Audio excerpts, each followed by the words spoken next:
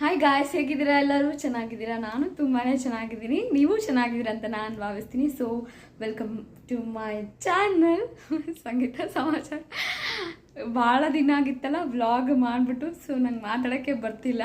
ಅವಾಗವಾಗ ವ್ಲಾಗ್ ಅನ್ನೋದು ಶೇರ್ ಮಾಡ್ತಾ ಇದ್ದರೆ ಅದು ಒಂದು ಹ್ಯಾಬಿಟ್ ಅನ್ನೋದು ಆಗ್ತದೆ. ಚೆನ್ನಾಗಿ ಮಾತಾಡಲಿಕ್ಕೆ, ಫ್ಲೂಯೆಂಟಾಗಿ ಮಾತಾಡಲಿಕ್ಕೆ ಚೆನ್ನಾಗಾಗುತ್ತೆ ಅಂತ. ಭಾಳ ದಿನ ಆಗಿತ್ತಲ್ಲ ನಿಮ್ಮ ಜೊತೆ ಮಾತಾಡಿಲ್ಲ ಅಂತ ಹೇಳಿ ಸ್ವಲ್ಪ ಇವತ್ತಿನ ದಿನ ಒಂದು ಸಿಂಪಲ್ಲಾಗಿ ಒಂದು ವ್ಲಾಗ್ ಮಾಡೋಣ ಅಂತ ಇದ್ದೀನಿ. ಸೊ ಹಾಗೆ ಸ್ವಲ್ಪ ವಿಷಯಗಳನ್ನ ನಿಮ್ಮ ಜೊತೆ ಶೇರ್ ಮಾಡ್ತಾ ಇದ್ದೀನಿ.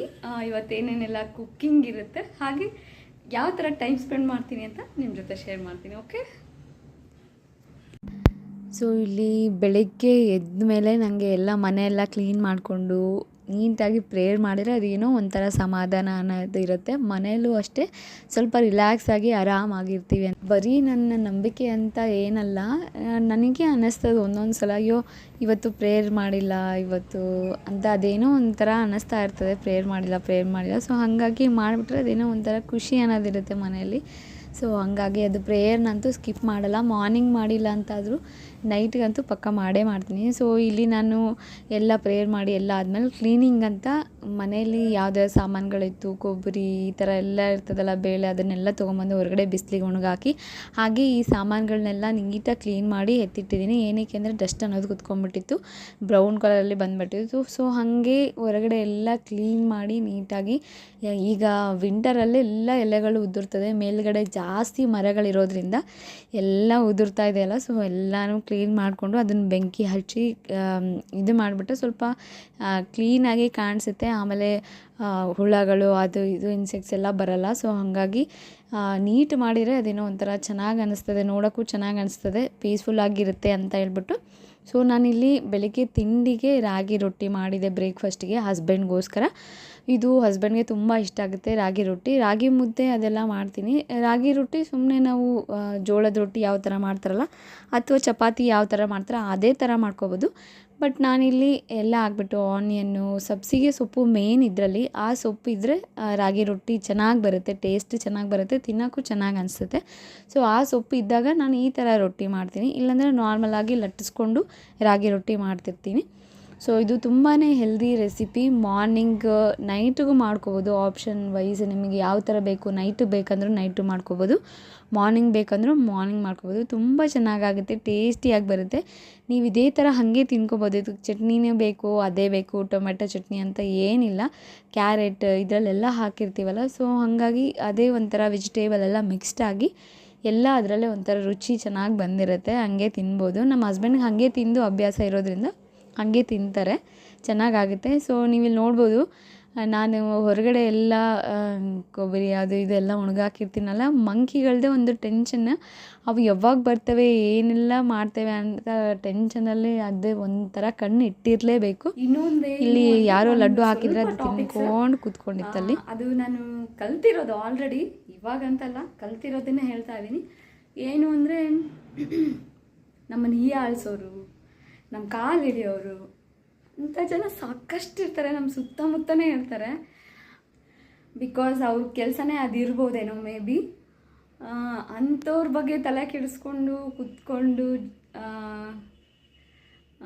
ಟೆನ್ಷನ್ ತಗೊಂಡು ಜೀವನ ಮಾಡಿದರೆ ನಾವಂತೂ ಏನೂ ಸಾಧನೆ ಮಾಡೋಕ್ಕಾಗಲ್ಲ. ನಿಮ್ಗೆ ಹೇಳ್ತಾ ಇದ್ದೀನಿ, ಒಂದು ನಮ್ಮ ಜೀವನದಲ್ಲಿ ಒಂದು ಗುರಿ ಅಂತ ಇರಬೇಕು. ಗುರಿ ಅಂತ ಇದ್ದಾಗ ಮಾತ್ರ ನಾವು ಏನೇನು ಸೈಡ್ ಎಲ್ಲ ಡಿಸ್ಟ್ರಾಕ್ಷನ್ಸ್ ಅಂತ ಬರ್ತಾ ಇರುತ್ತಲ್ಲ ಅದನ್ನೆಲ್ಲ ತಳ್ಳಿ ನಾವು ಮುಂದೆ ಹೋಗೋಕ್ಕೆ ಸಾಧ್ಯ ಆಗೋದು ಅಂತ ನನ್ನ ಅನಿಸಿಕೆ ಅದು. ಸೊ ಇನ್ನೊಂದೇನಪ್ಪ ಅಂದರೆ ನಾವು ಫಟಾಫಟ್ ಸ್ಟ್ರೇಟ್ ಫಾರ್ವರ್ಡ್ ಏನಿದೆ ಹಂಗಂಗೆ ಹೇಳ್ಬಿಡ್ತೀವಲ್ಲ, ಅದು ಇಷ್ಟ ಆಗದೆ ಇರ್ಬೋದು ಜನಕ್ಕೆ. ಬಟ್ ನಾವಂತೂ ಬಕೆಟ್ ಹಿಡಿದು ಇನ್ನೊಬ್ಬರಿಗೆ ನೈಸ್ ಹೊಡ್ಕೊಂಡು ಜೀವನ ಮಾಡೋಷ್ಟು ಅದು ನಮಗೆ ಹ್ಯಾಬಿಟೂ ಇಲ್ಲ. ಆ ಥರ ನಮ್ಮ ಅಪ್ಪ ಅಮ್ಮ ಕಲಿಸೂ ಕೊಟ್ಟಿಲ್ಲ, ನಾವು ಆ ಥರ ಮಾಡೋದು ಇಲ್ಲ, ಇವಾಗಲೂ ಅಷ್ಟೇ, ಮುಂದೆನೂ ಅಷ್ಟೇ. ಸೊ ಅದು ನಮಗೆ ಹುಟ್ಟುತ್ತಾ ಬಂದೇ ಇಲ್ಲ. ನಾವು ಏನಿದ್ರು ಸ್ಟ್ರೇಟಾಗಿ ಮಾತಾಡ್ತೀವಿ, ನಮ್ಮ ಮನಸ್ಸಲ್ಲಿ ಏನಿದೆ ಅದನ್ನೇ ಮಾತಾಡ್ಕೊಂಡು ಅದನ್ನೇ ಹಂಚ್ಕೊಂಡು ಅದೇ ಥರ ಜೀವನ ಮಾಡ್ತಾಯಿದ್ದೀವಿ. ಇನ್ನು ಮುಂದೆನೂ ಅದೇ ಥರ ಮಾಡ್ತೀವಿ. ಸೊ ಇದು ಸ್ವಲ್ಪ ಜನಕ್ಕೆ ಇಷ್ಟ ಆಗದೆ ಇರ್ಬೋದು, ಬಟ್ ಓಕೆ, ಇಟ್ಸ್ ಓಕೆ. ನಾವು ಅವ್ರು ನೆನ್ಕೊಂಡು ನಮ್ಮ ರ್ಯಾಕ್ಸ್ ನೋಡಿ ಏನೋ ಮಾತಾಡೋಣ.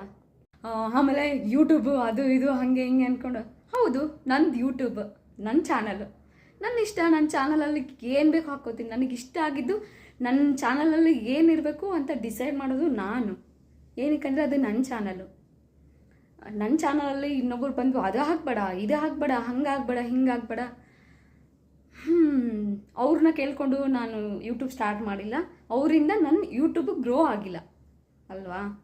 ನನ್ನ ಚಾನಲಲ್ಲಿ ಏನೇನು ಇರಬೇಕು, ಕಂಟೆಂಟ್ಸು ಏನೇನು ಮಾಡಬೇಕು ಅಂತ ನನಗೆ ಮಾತ್ರ ಗೊತ್ತು. ನಾನು ಅದ್ರ ಬಗ್ಗೆ ವರ್ಕ್ ಮಾಡ್ತೀನಿ, ಹಾಕ್ತೀನಿ. ನಾನು ಅದು ಕಷ್ಟಪಟ್ಟು ಮಾಡ್ತಾಯಿದ್ದೀನಿ, ಸುಮ್ಮನೆ ಮಾಡ್ತಾಯಿಲ್ಲ. ನಾನು ವೀಡಿಯೋಸ್ ಆಗಲಿ ಕಷ್ಟಪಟ್ಟೇ ಮಾಡ್ತಾ ಇರೋದು.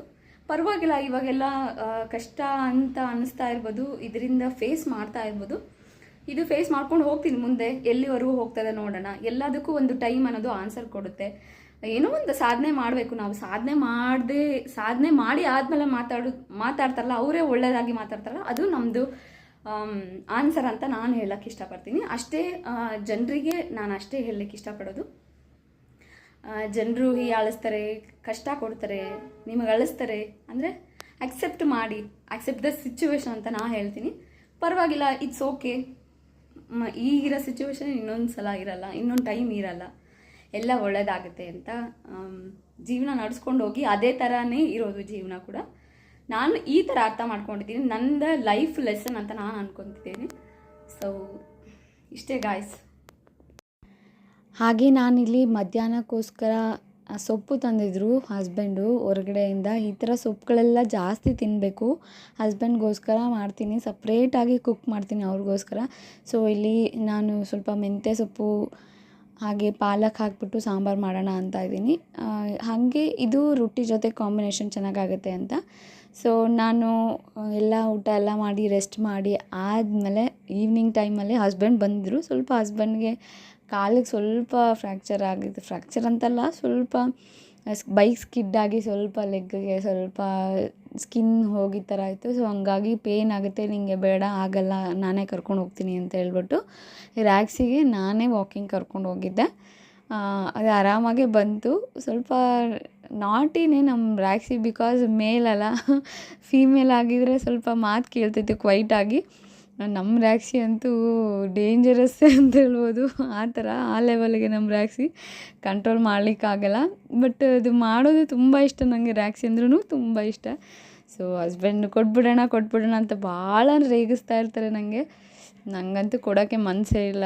ಸೊ ನಾವೇ ಸಾಕಿದ್ದಲ್ಲ, ನಮ್ಮ ಕೈಯಲ್ಲೇ ಬೆಳೆದಿರೋದು, ಎಷ್ಟೇ ಆದರೂ ನಮಗೆ ಇಷ್ಟನೇ ಆಗುತ್ತೆ. ಅದು ಕಷ್ಟ ಕೊಟ್ಟರು ಇಷ್ಟಪಟ್ಟೆ ಮನೇಲಿ ಇಟ್ಕೊಂಡಿದ್ದೀವಿ.